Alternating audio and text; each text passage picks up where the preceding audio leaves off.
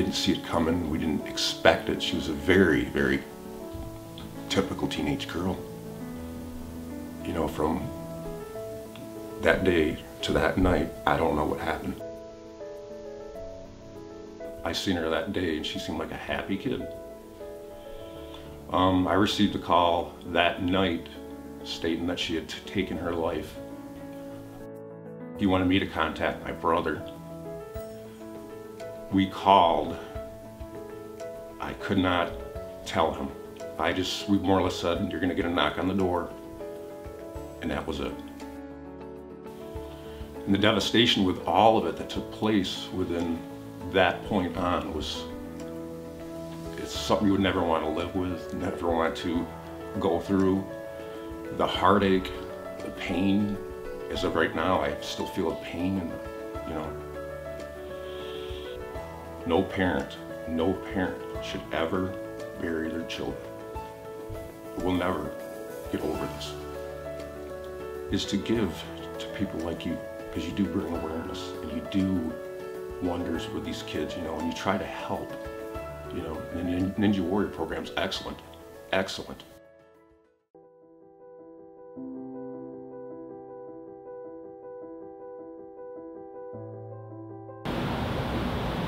It was the summer leading into my 5th grade year, and you know, I remember thinking I wasn't pretty and I wasn't loved, even though I was.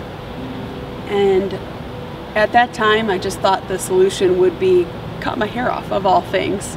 And I know that sounds crazy, but keep in mind, this is a 10-year-old. So I did exactly that. I cut my hair off in the middle of the night, and I had this vision of my mom taking me to get a wig the next day.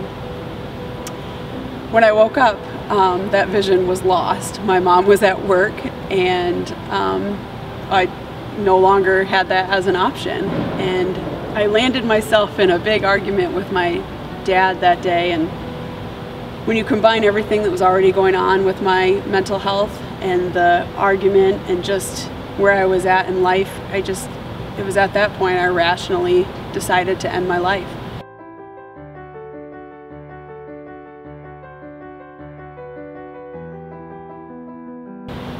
And without thinking, and without even looking into the future, I made an impulsive decision to be done in that moment. So that was when I went into the basement.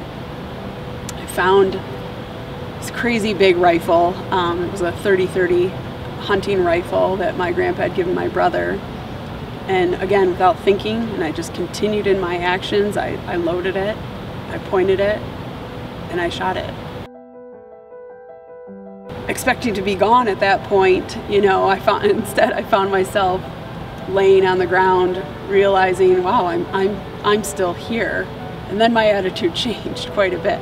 I quickly I realized, like, I wanted to live, and I wanted my mom and dad so bad in that moment. And I was just very blessed and lucky that by the grace of God, my mom came home early from work that day, and she happens to be a nurse.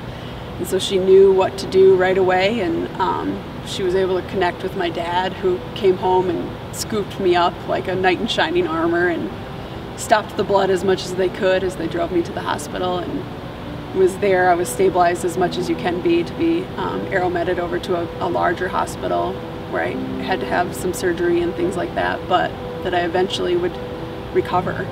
So it was nothing short of a miracle, and you know, it's really God calling me, Shandy, you've got big things to do in this life. You just have to be willing to do them. So from there on out, it was just kind of this fight for life for a little bit, and then go time until you really could heal, you know, both physically and mentally. And then life happened, and then you wake up one day and you're like, I need to take care of that call to order by the big guy above, you know. That's been made loud and clear to me, which is why I'm sharing my story with you.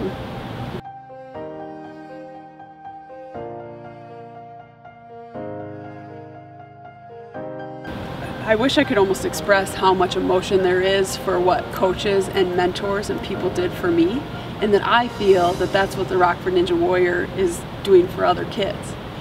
But to have, you know, the medium of a pro Ninja Warrior helping attract the kids, and then you all and your volunteers and the caring and the love. I just think that that relationship with kids could be endless, you know, what that could do for them.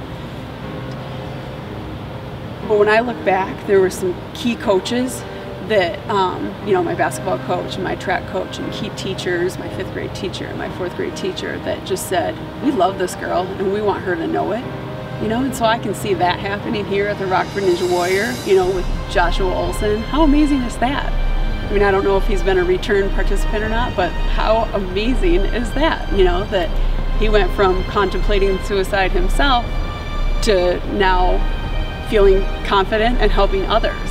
I think that's what it's about, is figuring out our own demons, acknowledging them, and then helping someone else with their journey, with their process. You know, I think that that's pretty special.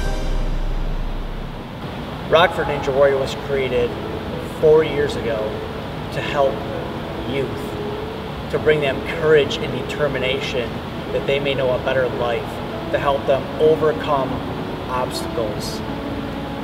Our event is at risk of not continuing due to some financial contracts that were defaulted on, leaving us behind.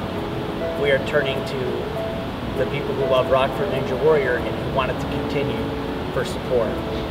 We're asking that you give. Today, we know money is tight this time of year, but without donations, we are not going to be able to continue our event, and that's not what we want. We want to continue our event and ask that you give today.